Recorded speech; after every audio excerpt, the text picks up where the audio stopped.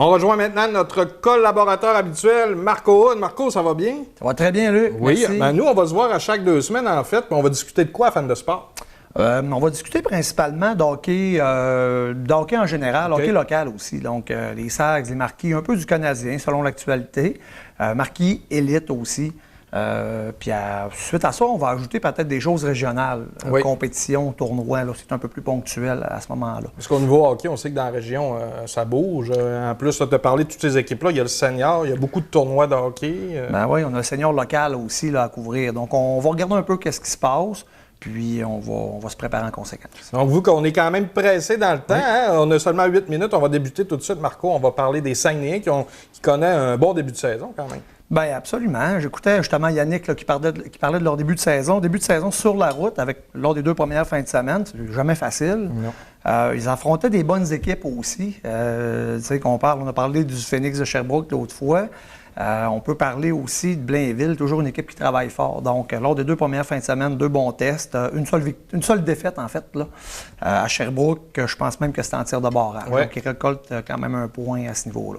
Puis toi, de ton côté, tu as assisté quand même à ton premier match sur la galerie de presse, parce que maintenant, Fan de sport est officiellement accrédité comme média local. Absolument. Superbe occasion là, pour ma part d'assister au match sur la Galerie de la Presse. Je n'ai pas assisté au match d'ouverture locale contre Halifax.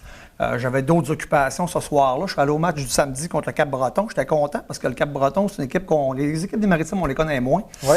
Je voulais vraiment... Je sais que c'est une équipe qui est censée être là. Je voulais voir qu'est-ce que ça donnait. Donc, puis ça m'a permis de me faire une tête là, puis je pense que ça a été le moins bon match des Sags à date. Là. Effectivement. Nonobstant la défaite, il faut aller au-delà de ça. Je pense qu'on... peut-être l'effet de la grande glace. Il y avait 2 matchs en 2 soirs aussi qui entrent en ligne de compte, mais c'est la même chose pour le Cap-Breton qui avait joué à Bécomo la veille. Donc, manque de cohésion à l'attaque. Attribuant peut-être les équipes qui ont beaucoup de joueurs qui vont dans les camps pro et qui reviennent, c'est souvent ce qu'on remarque. Là. On attend beaucoup de la première ligne aussi. En fait, ces gars-là, même s'ils ont beaucoup de talent, beaucoup d'expérience pour Harvey Pinard et Kotkov, ils n'ont jamais joué ensemble. Exactement. Fait que je te dirais que le match de samedi, là, au niveau de la première ligne, ça a été plus difficile. C'était un match qui aurait pu aller d'un côté comme de l'autre. Si ce n'est que les Sags ont eu un avantage numérique en fin de troisième, dont ils n'ont pas pu profiter.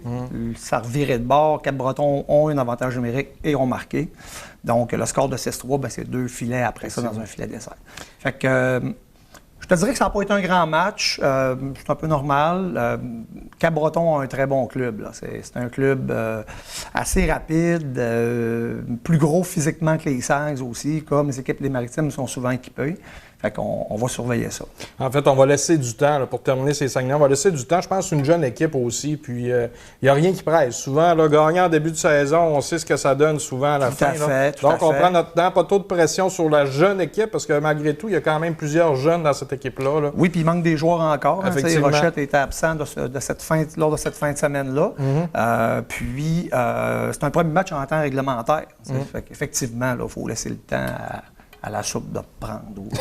C'est un bon terme. C'est un bon terme, ça va être un nouveau terme. Marco, les élites plus difficiles un petit peu début de saison? Plus difficile. Par contre, on joue autour de 500. Quand même. Quand même, effectivement. Ce qui était peut-être difficile pour les élites, c'était de gagner à la maison.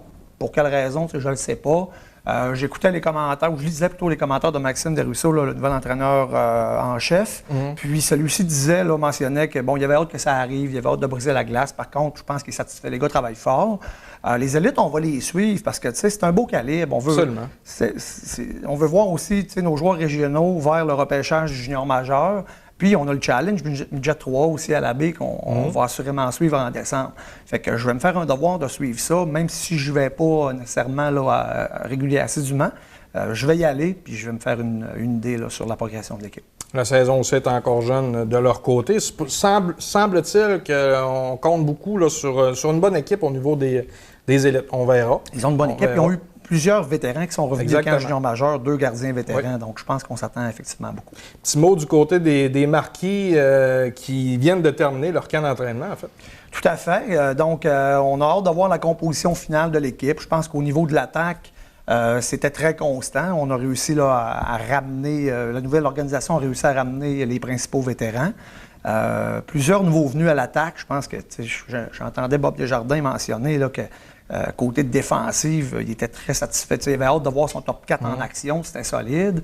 J'ai hâte de voir aussi parce que l'organisation a invité plusieurs joueurs régionaux.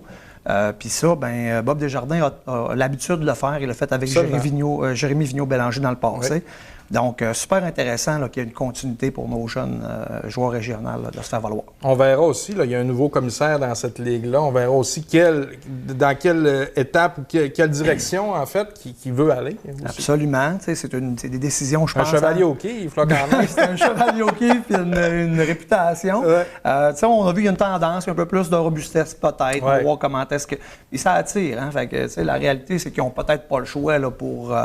d'avoir un peu plus de robustesse parce qu'il y a une clientèle pour ça. On se le cachera pas.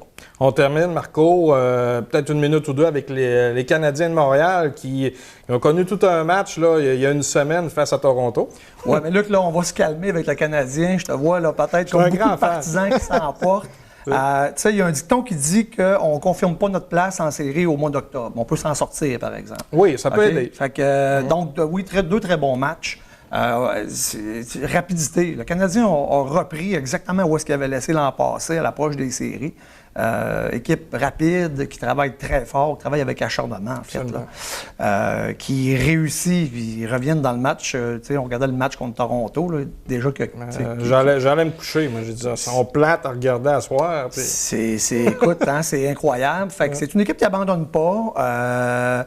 Une équipe qui semble tout le temps un peu nous surprendre avec les ressources qu'ils ont. Par contre, un bel équilibre sur leurs 4 lignes. Je regardais la 4e ligne qui peut même contribuer, qui a beaucoup de vitesse. Oui. Fait que ça va être d'autant plus intéressant à suivre. Ce qui va être intéressant aussi, c'est de voir quelle sorte d'utilisation on va faire des jeunes. Parce qu'on a vu pas plus tard que le 3e match à Buffalo, on a alterné les défenseurs là, en retirant Kulak et Fleury, en fait. Là, Donc, c'est intéressant. C'est un bon départ. Puis c'est sûr que c'est annonciateur. On aura voir la suite. Si le Canadien patine et est rapide, ils ont des chances. C'est définitivement le match qu'ils veulent jouer, de toute évidence. Hein, puis ils veulent jouer un match serré défensivement, donnant le moins de chances possible. Je regardais là, leur désavantage numérique, mettre beaucoup de pression en zone adverse pour pas... La nouvelle mode, hein, c'est d'étirer un peu la sortie de zone. Donc, ils mettent de la pression pour justement fermer cet espace-là.